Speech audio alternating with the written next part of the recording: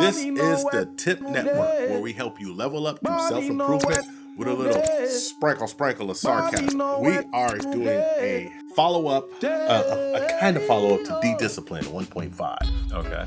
And what we're going to do is we're going to use a little of the Kevin Samuels, The Godfather. Some people love him, most people don't. And he is my favorite content creator in the Manosphere for the Manosphere section. He is. And, but the lead attorney, I love you a lot too. Yeah. But I kind of put you in a different category. Yeah. Honestly. But here's the thing about Kevin Samuels is that I hear all the time, I just hate the way he talks to the sisters. He talks to black women so disrespectful. It's the delivery. That's why. But Kevin Samuels goes in on everybody. Yeah. And he's going in on men on this one. And this is just we're going to react to a little short of him saying, stop trying to find manhood through your... Through your what? Your eggplant? Through your eggplant. Your eggplant. All right. Okay. And actually, I'm just interested in the last 45 seconds of this, and I just want to have a small conversation about it, okay? Okay. So here we go. And boom. I did it too. I'm not going to lie. I did it too. When I was young, I thought that made you a man. The more cut you got, the more you made a man. And there's a point in time when you're like, this is stupid. Every time you lay down with somebody, you risk either getting a sexually transmitted disease or creating a life. It's reckless. It's meaningless. And there are numbers you get to where you can be ashamed of, like, God, I've had all this sex for what? Doesn't make you a man. Now, but it doesn't make you a man. That's for the family. Yeah, preach it. I mean, it's really, sometimes I think that as a society in general, we are starting to suffer from arrested development where it's like we start applying childish things to manhood and think that's why you're a man. Mm. And so also in this segment, he said, hey, look, if he could Thanos snap and you didn't have your genitalia, but you had all your testosterone and all your drive, where would you stand right now? What were your achievements stand? What were your and a lot of times I think people don't understand when he says lead with your pocketbook, he means your pocketbook, your money you make is your report card. Mm. And is your report card. What's it saying about you? What's it saying? Like, what have you achieved? You know? And so when I see stuff like this, I really think it's important. It's important that young men know that you can get all the booty you want, but like he says, you're risking making a child, you're risking sexually transmitted diseases. And of course, the number one lead indicator for a man who's not doing well in the world is paying a lot of child support. Mm. I mean, that's in the West. If you're paying a lot of child support, man, yeah, it's 30% of your salary, whether you can afford to give 30% or not, no matter how big or how small your salary is. So that's a big deal, you know. So leading to your pocketbook.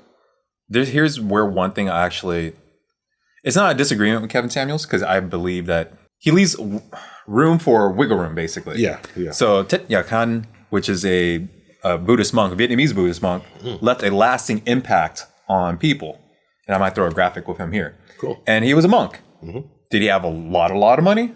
No, but he also was a very high value man, not in the traditional definition as told by Kevin Samuels, but he is, trust me, he's very well respected, especially in Vietnam. And he touched a lot of people. A lot of people. Okay. So that's all I got to say about that, just on that particular point. But now we're going back to the achievement level. Mm-hmm. When you're out there and you're wasting all your testosterone, all your drive, and only going after women, that's a big issue. Mm-hmm. Because us as males, we're here to protect, we're here to build, we're here to create value. That's the reason why we have so much testosterone. Yes, and also in addition to this, is that we build and we create, we protect, we provide, is then to allow women to have children and to be able to be in a suitable environment to carry on the building and nurturing of our culture. Absolutely. And strengthen society. Absolutely. I totally agree with that. And like, I know a lot of women, well, no, we can do this without a man and we can get pregnant and raise our child. And okay. Yes, you can. But just because you can do something doesn't mean you should do it. Mm-hmm. And like, we look around, nobody looking around thinks that the world is where it should be. Mm. It can always be better. Yeah, but nobody looks around and says, man, the way society is, this is excellent. Mm. You always hear critiques on society and you hear critiques saying pushing it forward. And if we've been trying something since the 60s of like, you know, like the traditional family falling apart, maybe a traditional family coming back together. Maybe that's something that we should try again and see if we can get some of those results back, but with a different flavor on it. So I've always said, like, I believe that the best outcomes, and studies show the best outcomes of folks is when you have two incomes in a household. And there's a lot of father figures that come through someone's family like me. I mean, because I know, like, when kids were orphaned, or the father went away to war, he couldn't go away, or the father got really hurt and wasn't able to fulfill those roles, there would be uncles and folks that really would help young men develop. But the most important thing is that I always believed this, that a man needs a man to help him understand some stuff. A man who's going to just tell him what's up, give him some hard truths, be a little stoic with him and say, well, that's just kind of like the way the world is. So you can complain about it or you can get it moving. And the men who did that for me in my life really helped me. And it wasn't just my father. Even though my father played the biggest role, it was my uncles, who I just don't believe they ever told me anything wrong, and everything they did. It was mentors, it was coaches, and these people really helped me out. And I think the same thing vice versa for women. So, Would you say they were also very family oriented? Well, my uncles are super family oriented.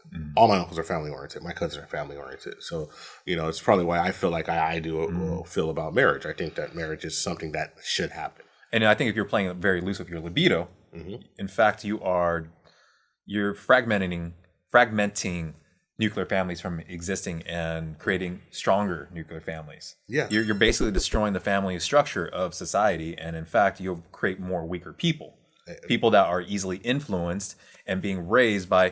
All right, so men are better raised by other men as well as with a mother. But men perform better, I believe, just my opinion, is when they have a father to teach them the ways of how to be a man and how to navigate the world in their life as a man. Because as men, we live by a different set of rules and we are judged by a different criteria and standards.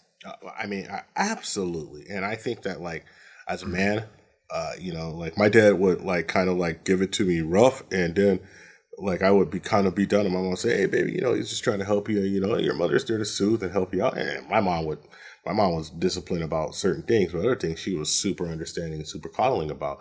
And my dad was not. My dad was not. I knew my dad loved me, but he was not coddling about a lot of stuff. And that's another thing about this is, did your man... Oh, my God. Did your dad... He is your man, right? But did he teach you... Who would you say gave you a better set of tools, a better playbook on how to navigate with women? Your dad or your mom? Oh, well, okay, so this is funny. Actually, it was my uncles who really broke down the playbook, and my sister who broke down the playbook on how to navigate with women.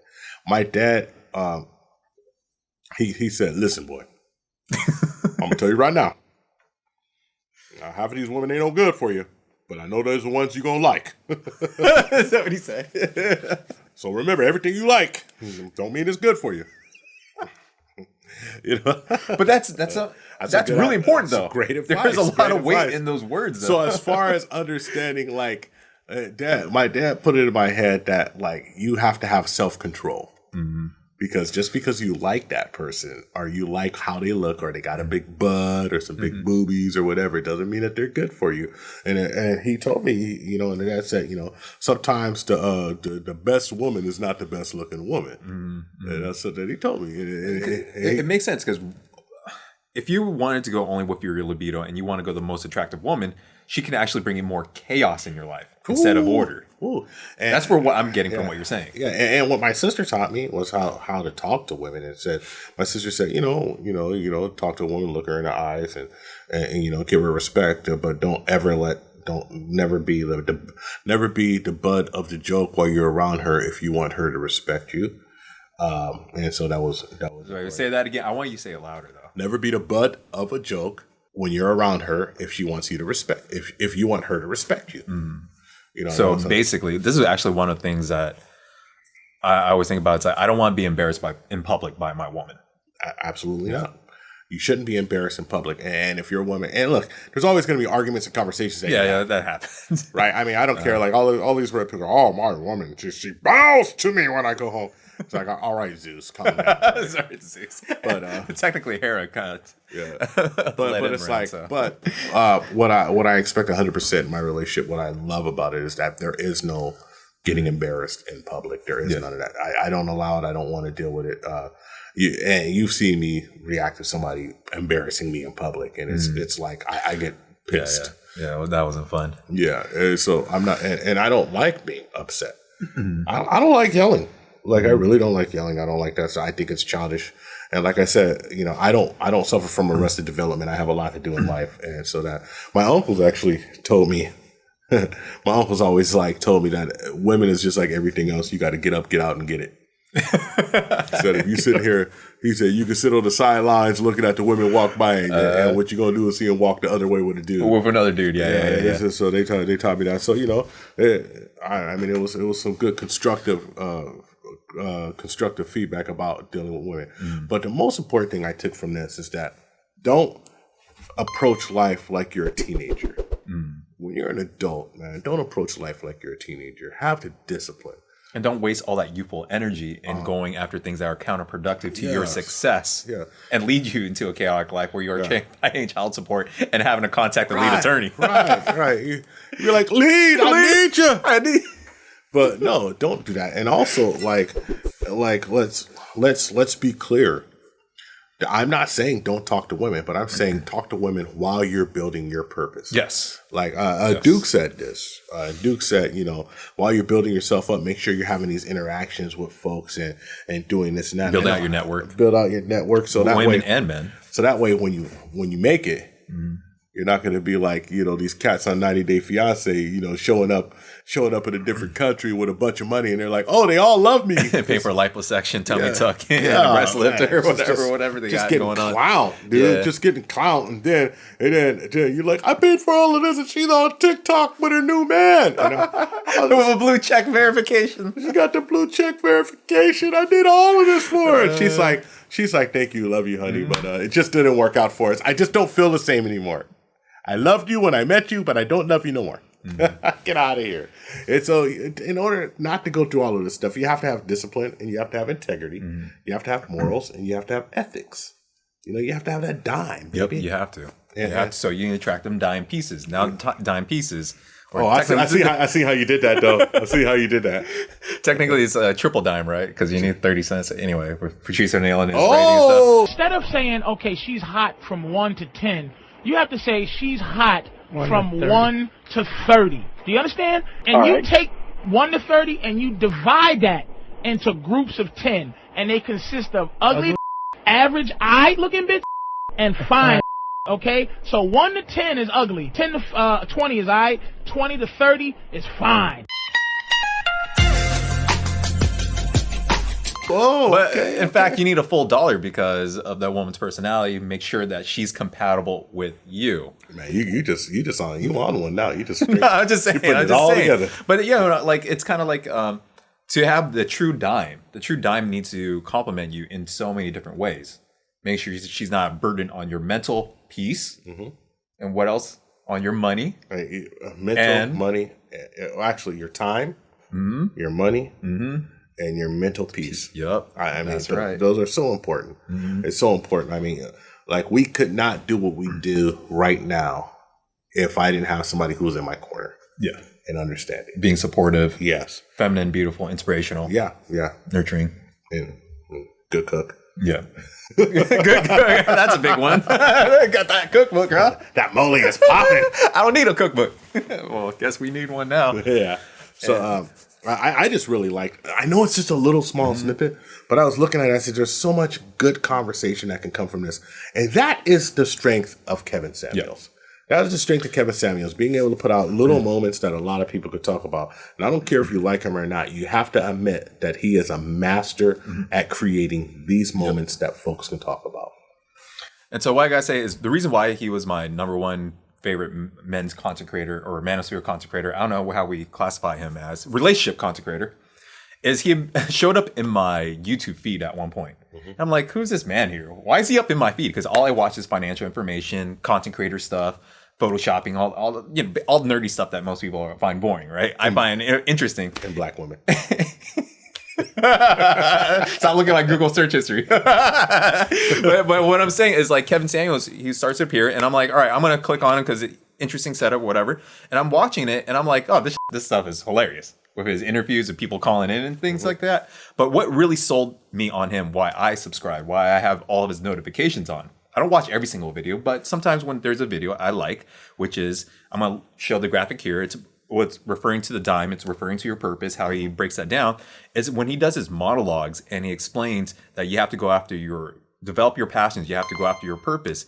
And he breaks it down in ways that how men should navigate through their life, through the environment, into becoming a self-actualized version of themselves, is they have to embody these characteristics of a high-value man, whether they make over $100,000 a year or not, but they must have the D.I.M E, discipline, integrity, morals, and ethics, to become a successful man, whether they make over $100,000 a year or whether they're like the monk that happen to be have such widespread influence on social media and around the world. Yeah, so that's excellent. That's excellent. I think you got the last word on that, man. Oh, because when it comes to the holistic development, that's what I really like. I'm only in a holistic development. Holistic development. And that's actually my only last thing I want to say is my critique on the whole manosphere space. Reason why I'm not like, I love making the content about it. I love watching other content creators make it. But my critique is it's so fixated on getting more numbers of women to bed them. And I find that like slightly unsettling because I think all that energy, all that focus could be put into a place where it builds out that man's life better, so that man could attract better quality women, high quality women. I just think it's the state you're in your life. And like I said, a lot of times you suffer from arrested development. So if you're sitting here and like, I mean, look, when I was 25, I was only worried about getting women in bed. When I was 35, I was worried about getting women in bed, but I knew I had a lot more to do. At 45, I was like, oh, dude. I mean, let's be real. I mean, I've been enough places. I've done enough things. What else can I develop? And now at 48, I'm like really more into development than anything. I'm more into developing this space and maximizing my potential in this space and really like building up my potential in all that stuff. Whether it's music production, whether it's networking, whether it's relationship building, it's just what I'm really into. So I think that it's a natural progression. What it's people go not through. From a scientific standpoint, sociology. It's actually there's books written about it, textbooks written about it. In fact, what you're describing is generative goals. As people get older, they tend to be attracted to doing generative goals, and generative goals is basically building out a legacy for yourself and what you will be remembered for, and what you usually are remembered for, which is tied in with the generative goals, is what kind of value you bring on to society, to people, to groups, to your friends, your family, and to the next generation. Wow. So that's an actual scientific textbook terminology that you describe. Well, there you go. So that's where my nerdiness comes out. Okay. But anyway. Well, look, man, as normal, like and subscribe on YouTube if you like this content. Hit the bell for all the notifications. All the notifications. For all our videos. Or like Moxie says, apply pressure. Apply pressure. Well, he looks serious when he say it, too. He's like, apply pressure. Does he apply pressure when he's on his tippy toes, like that kind of pressure? No, he's like, apply pressure, like with the elbow. The elbow, okay. To that notification bell. Nah. You see, I'm more the lover than the fighter. Okay.